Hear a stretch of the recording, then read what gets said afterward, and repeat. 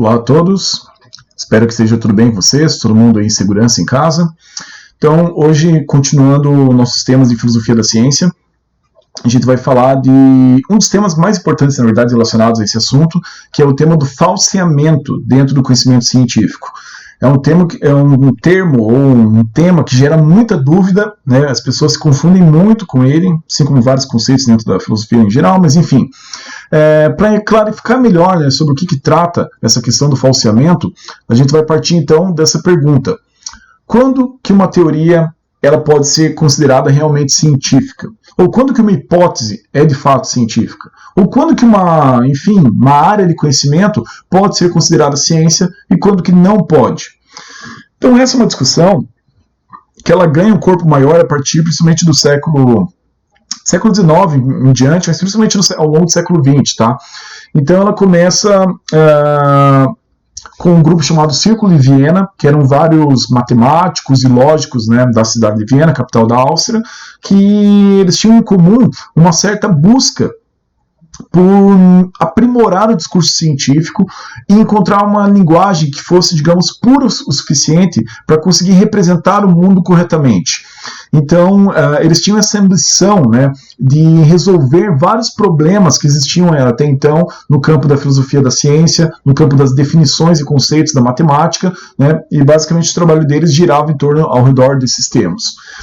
E no campo da ciência, eles propõem, então, um tipo de critério, que é um critério que, para a gente, hoje em dia vai parecer bastante óbvio, bastante intuitivo, que é o critério de verificabilidade. Ou seja, você só vai considerar uma teoria, de fato, como uma teoria científica, se você tiver como verificar ela de alguma forma. Ou você só vai considerar uma hipótese como sendo uma hipótese científica se houver a possibilidade de verificação dela na realidade. Essa verificação ela pode ser feita de duas formas. Existe um tipo de verificação que é por meio de demonstração. A verificação por demonstração ela é um tipo de prova que você dá de maneira lógica. Você demonstra logicamente por que uma coisa ela é verdadeira ou falsa. Tá? Para quem quiser entender melhor isso aqui, um dia, quando vocês tiverem oportunidade, peçam para um professor de matemática dar uma explicação por demonstração, uma prova por demonstração. Ou então procurem no YouTube mesmo, tem várias aulas, né, relacionadas a isso. Coloque lá no YouTube demonstração ou prova por demonstração, que você vai encontrar com certeza algum exemplo disso, para ficar mais claro, né, para não ficar só eu falando aqui. Mas basicamente é isso, é você provar que uma afirmação é verdadeira, demonstrando logicamente que ela é verdadeira, né, que não teria como ela ser de outra forma. Você tem aqui também a chamada demonstração por redução ao absurdo. Para provar que uma afirmação é verdadeira, você imagina o contrário dela, e ver se ela chega numa conclusão verdadeira ou se ela chega num absurdo. Se ela chegar num absurdo, significa que ela é falsa e aquela primeira era verdadeira. Tudo isso pode encontrar, se pesquisar sobre esse tipo de prova aqui. E aquele tipo de prova que é a mais... que eu acho que a maior parte das pessoas tem em mente quando fala sobre ciência, é o tipo de verificação por meio de experiência. Você fazer um experimento, né, algo empírico, que vem dessa palavra, que vai constatar, então, se aquela hipótese ela é verdadeira ou falsa. Tá? Eu acho que é a maneira como as pessoas, em geral, elas tendem a pensar esse assunto. Então, um exemplo bem fácil aqui, né? A afirmação, hoje vai chover, ela é uma afirmação verificável empiricamente. Ou seja, basta que você espere o dia passar, né, para ser mais específico. Né? Hoje vai chover aqui na região da minha casa. Então é só você esperar o dia passar que você vai ter uma prova empírica se essa afirmação ela era verdadeira ou falsa. Então ela é uma afirmação verificável. O que os pensadores do Círculo Viena eles queriam evitar eram aqueles tipos de enunciados que não são verificáveis, como por exemplo o segundo ali, ó, quando morremos a alma permanece, ou quando morremos a alma irá para o céu, algo do tipo assim. Esse tipo de afirmação você não tem como verificar ela. Não quer dizer que ela seja falsa, quer dizer que você não tem como provar. Então a intenção deles era, se não tem como você verificar isso de alguma forma, não tem como provar de alguma forma, então isso não pode entrar no campo da ciência, isso pode ir para o campo da arte, pode ir para o campo da religião, da superstição, qualquer outra coisa, mas não pode entrar no campo da ciência. Eles queriam tornar a ciência uma atividade rigorosa nesse sentido, de que só fossem aceitos enunciados dentro dela que fossem possíveis de passar por verificação. Porém, esse critério não é o melhor. A simples verificação de um enunciado talvez não seja o melhor critério para você considerar ele, de fato, de uma consistência científica. Quem primeiro percebeu isso foi um pensador austríaco também chamado Karl Popper.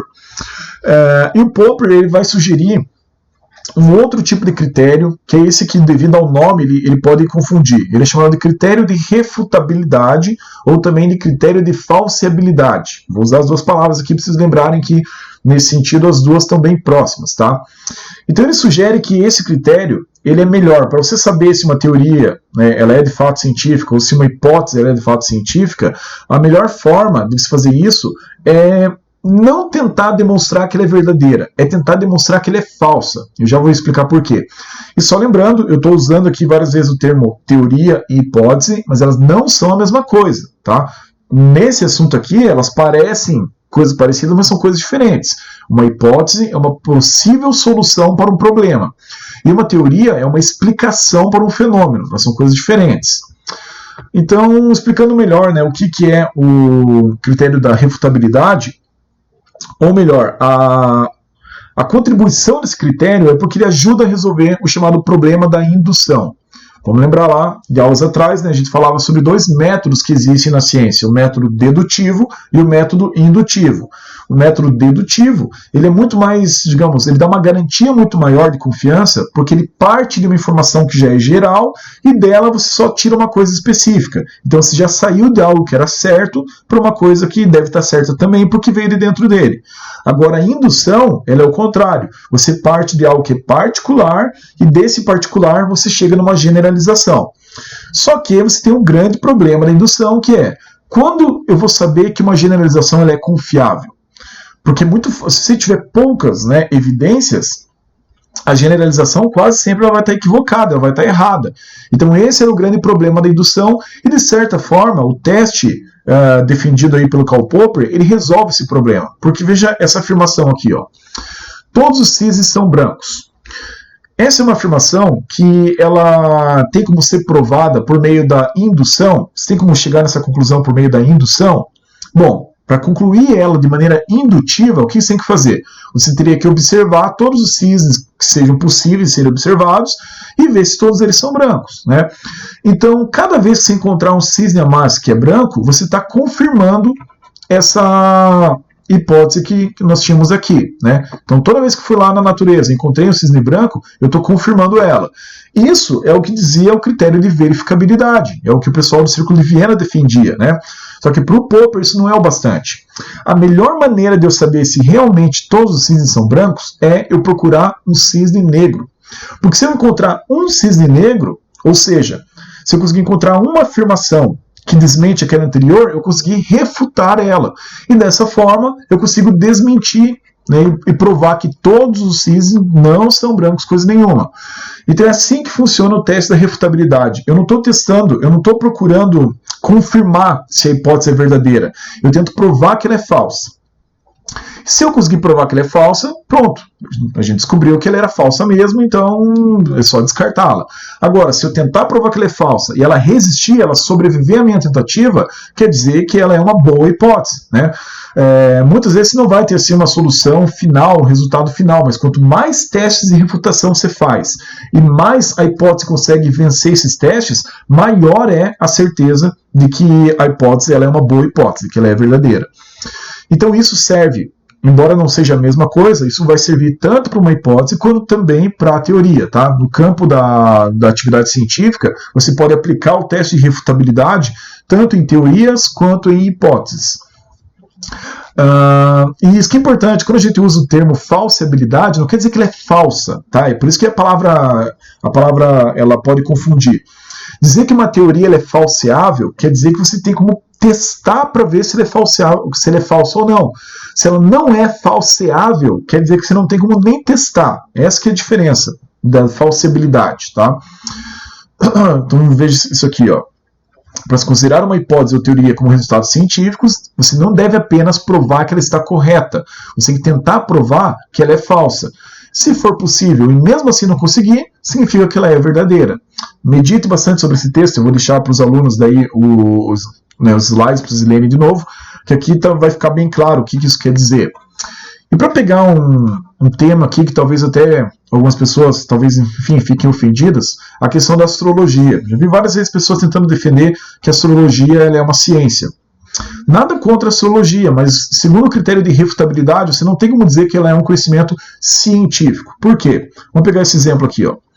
Digamos que o mapa astral de uma pessoa diz que ela deveria ter um determinado traço de personalidade devido lá ao alinhamento dos astros, enfim, devido ao que o mapa diz, né, de como estavam os astros no nascimento dessa pessoa, então ela deveria ter um certo traço de personalidade. A gente tem como tentar verificar se isso é verdadeiro? Tem. Você pode fazer o teste, você pode fazer o mapa de uma pessoa, ver o que diz lá e ver se a pessoa realmente tem esse traço de personalidade. E isso estaria certo de acordo com o teste de verificação, de verificabilidade. Mas é aí que o Popper prova que só esse teste não é o bastante. Por quê? E todas as outras pessoas que podem acabar fazendo seus mapas e você ter lá informações que não batem com o tipo psicológico dela, com o tipo de personalidade dela. Então, para você saber se essa afirmação é verdadeira ou não, você tem que tentar falsear ela. O que é falsear ou refutar? Você vai fazer os testes para tentar encontrar uma pessoa que não dê compatível o resultado entre o mapa astral dela e a personalidade dela. Dessa forma, se for possível fazer esse teste, então quer dizer que ela é uma hipótese falseável. Mas isso não quer dizer que ela está certa. Quer ver? Ó?